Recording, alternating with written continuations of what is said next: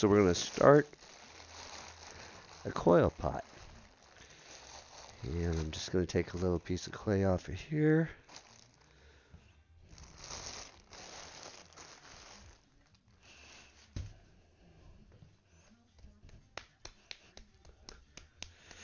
Make a nice ball.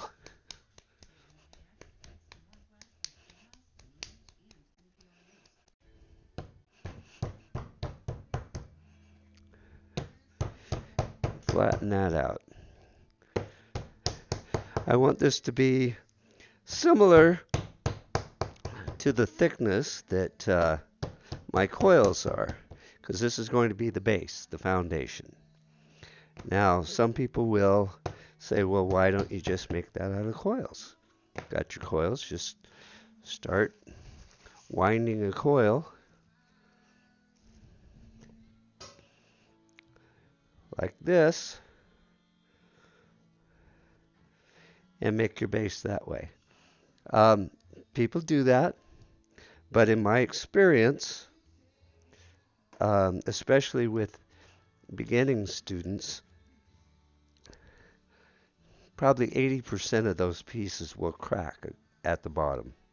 So I always recommend using a foundation coil or a slab. A slab base, always best.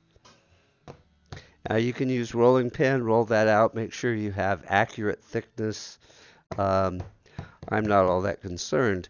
You can cut this into any shape you want. If you want to do a heart-shaped piece, that's fine. This is great for anything with a flat bottom.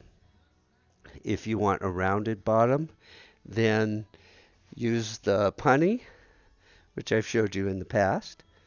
Just take your punny and lay that in here. If you are going to use this on a flat bottom piece and you want to work on your canvas table or wood table or any non-absorbent surface is going to be like glass or formica or something like that. It's not good. So use a piece of paper. Newsprint works well. I just had some scrap paper, fold it up into quarters and set your piece on that. Then you're able to rotate that piece and it won't stick. I have so many people that start their pinch pots out, or start their coil pots out with a slab and they end up merging it to the table surface and have to cut it off. It's okay if you have enough thickness. But it's just much easier to work. This will slide around. You can rotate it. It's a great way to work. I'm going to go ahead. I'll go ahead and work on this. We can do something with a round bottom at another time. It's basically the same principle. This will be much easier to get started with. I've got my slip, my serrated rib. If I really want, I can cut this round and really accurate. I'm not concerned with that right now. My concern is just showing you the techniques. So I'm going to go ahead and score the surface of my foundation right around the edge where the coil is going to go. And then just a little bit of slip.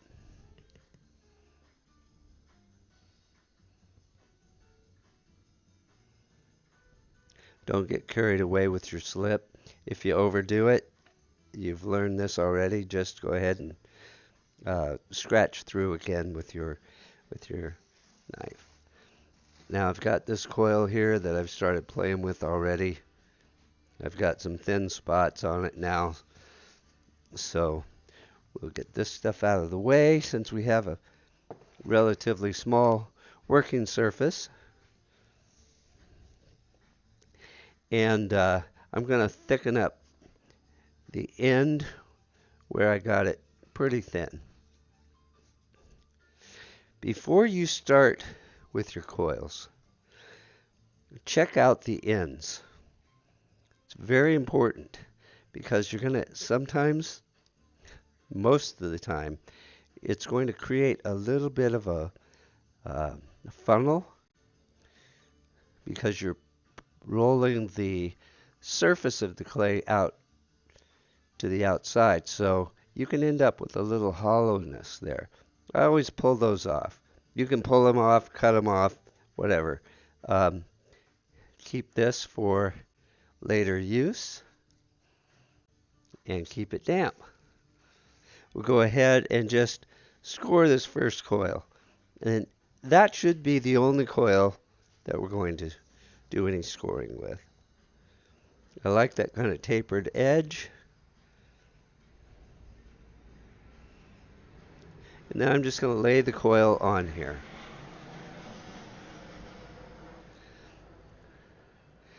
If you notice, I'm laying it on top of the foundation. Always build on top of the foundation, never around the side.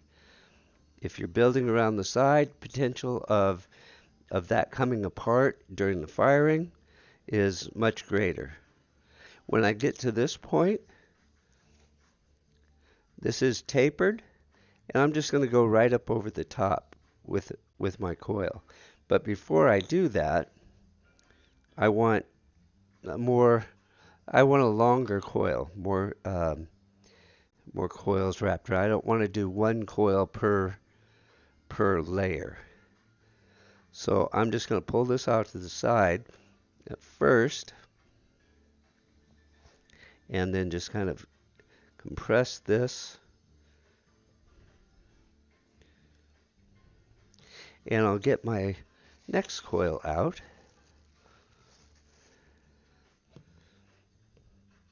Again, checking to make sure that it's in good shape. If your coils have set for a while, even in plastic, they'll firm up just a little bit, so just make sure they're good and soft. Again, check the end. Pull that off. This end looks good, so I'm not going to worry about that. I'm going to set this over to the side here. Hopefully this is in the camera shot. I want to merge these two coils together, right? I can use a little dab of slip. It's certainly not going to hurt.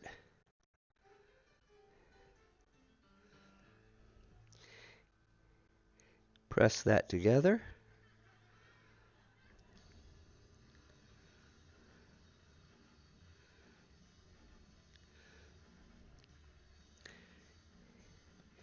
Before this gets too close, then I can roll over that joint. And if you take your time, you can make it completely disappear. And that only really matters if you're using your coils as a decorative element. Construction is really, it's a technique for building. It's not necessarily the coil for the beauty of the coil and the aesthetic of that incorporated into the design. That's secondary, honestly. So now I can just roll this coil right on up. And with this paper, I can just turn my piece around. Now, if I just want to build up, then I want the coils to be stacked directly on top of one another. If I want it to come out, I'm slightly off to the outside so that it will grow this way. Obviously, if I want to bring it back in, I would bring them to the inside and build that way. At this point, still working very soft, I would merge another coil So same thing I did with the last one. My coil, that end looks good. And this end actually looks good too.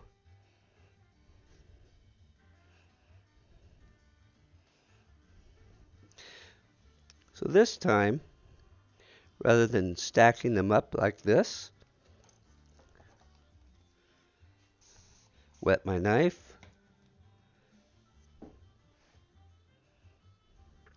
I'm going to cut at an angle across the two.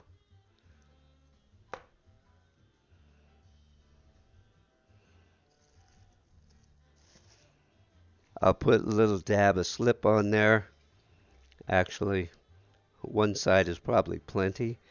Otherwise, it'll just slide around. And I'll go ahead and score these and make this joint. There's less less work in binding these together. That makes pretty quick work of it. And then I can go ahead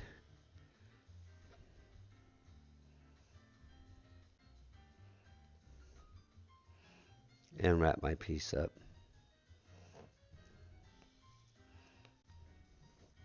Now, this is a continuous coil.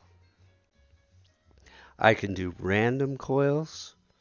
I can do repetitive design with the coil. But honestly, at this point, I'm just trying to build a bit of a structure. So again, I'm not worried about the decorative element of the coil.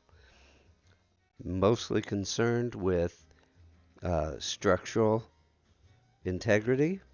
So before this gets any taller, I'm going to merge these coils on the inside. And I hope you're able to see what I'm doing here in the camera.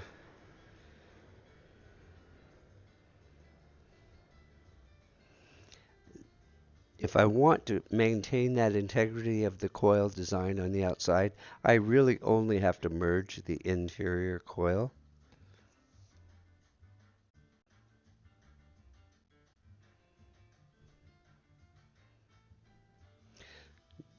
Do this before it gets built up too tall.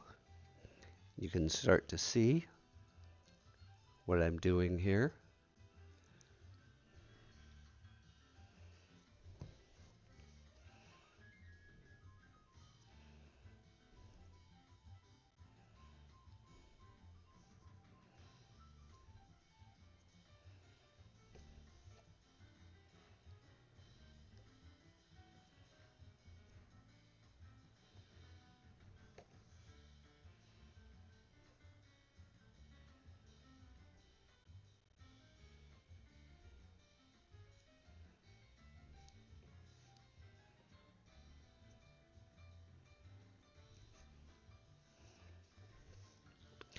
Now, I want to go ahead and clean this up. And I don't have to really go through and do a super job because I'm going to continue making some marks down there. But this really will help merge those coils together and create a little bit stronger structure so it will support more coils that I add to the top.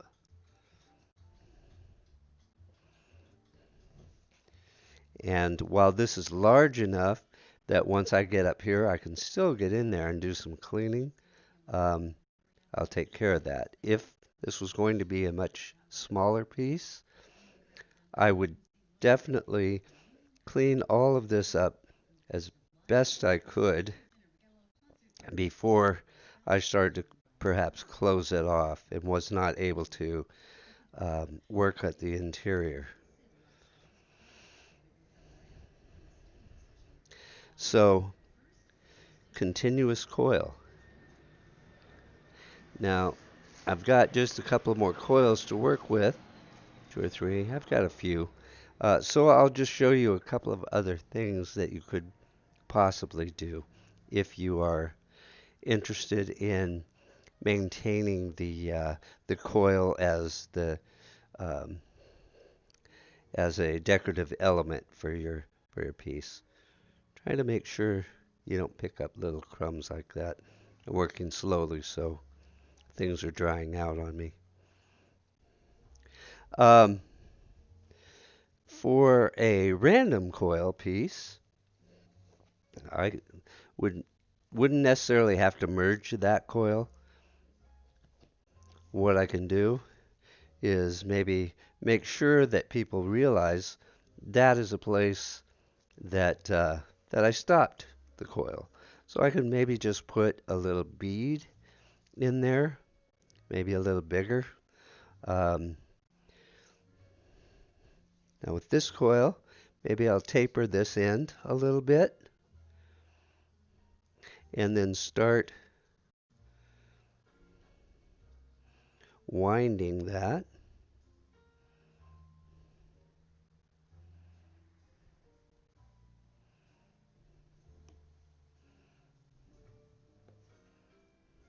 I could make a bunch of these.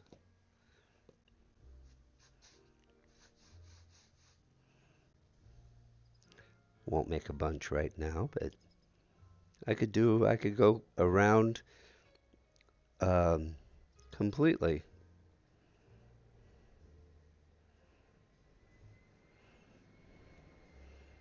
I can join these together like this.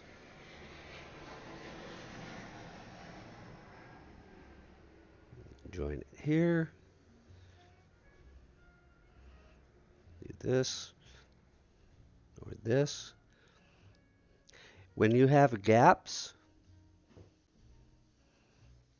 you can fill those in from behind if you choose, if you don't want light coming through. Some people like to make luminaries, put a candle in it, so you want light to pass through.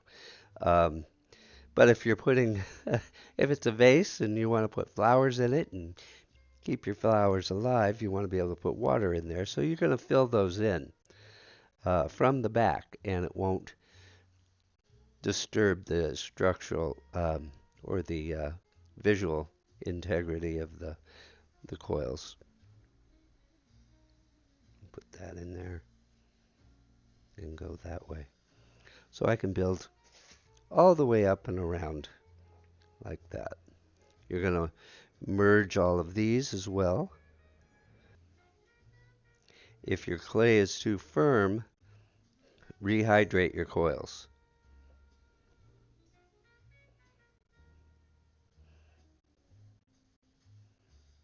You don't need to score between each one. A couple more things for you here just to show you some of the possibilities. So this would be repetitive design. If you wanted to do something more random, got your coil,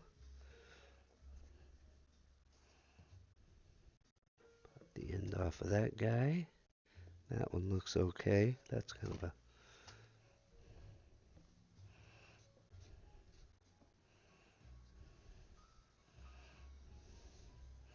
I'll just start here and say I want to go this way. Yeah, maybe I want to take a turn and come back over the top of these guys. It's always best to kind of tie those type of things in together and I go back and forth. So this is kind of a little bit more random.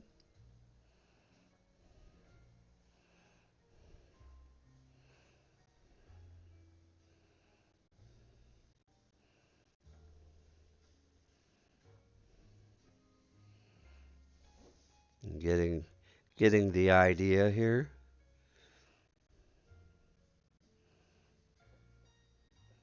Merge those coils.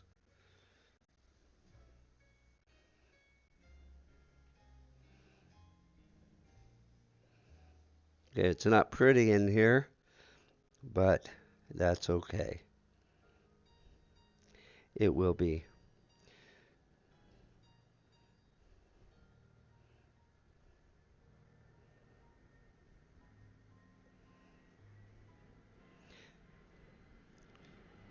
Once more time is spent on cleaning up the interior. That way you can get kind of a random thing going on. Um, that's the inside. Again, not real pretty, but it just needs more work, right?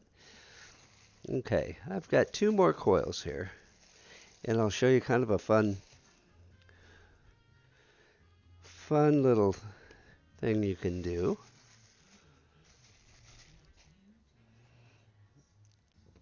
I actually wish I had longer coils because it's hard to get an idea with a small amount.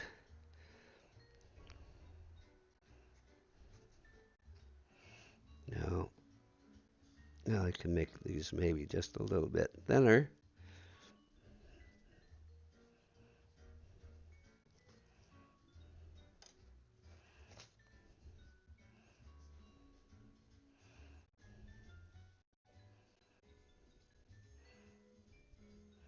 All right. So with these, I'm going to put them together and then just give them a twist.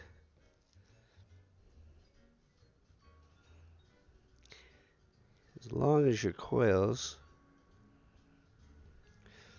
are moist, they should not crack on you when you do this.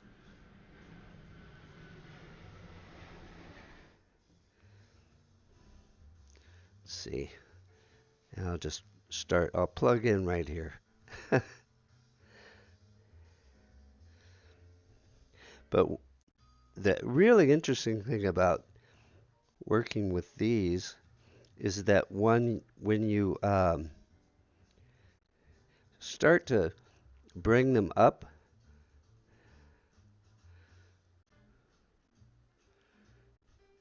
or build multiple coils on top of each other, they'll begin to give you a rope-like pattern, or almost like a basket weave.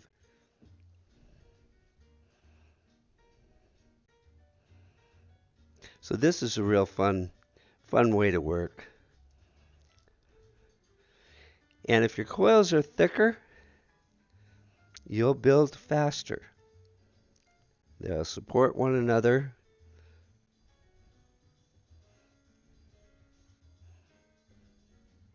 Easier. If you're working with, you know, less than a quarter of an inch, it takes a lot longer to build up some height. They're beautiful, but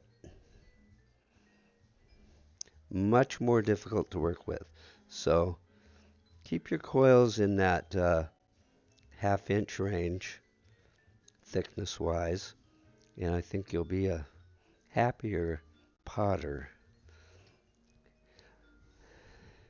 until you've gained some proficiency with them anyway. Become a little more familiar. So again, needs a lot of work inside. You can see some little spaces. Always a good idea to check. See where you can see light. I just saw I saw a couple of really big ones. There's one. Just take a little bit of clay behind it, merge that in, and seal it over. You can use your soft rib. I think you have the really soft yellow rib, and smooth out the interior while gently cupping the exterior surface.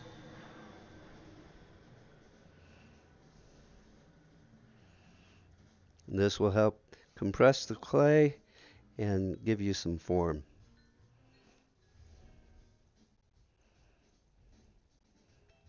And make things look much nicer inside. So take your time with it and have fun with it.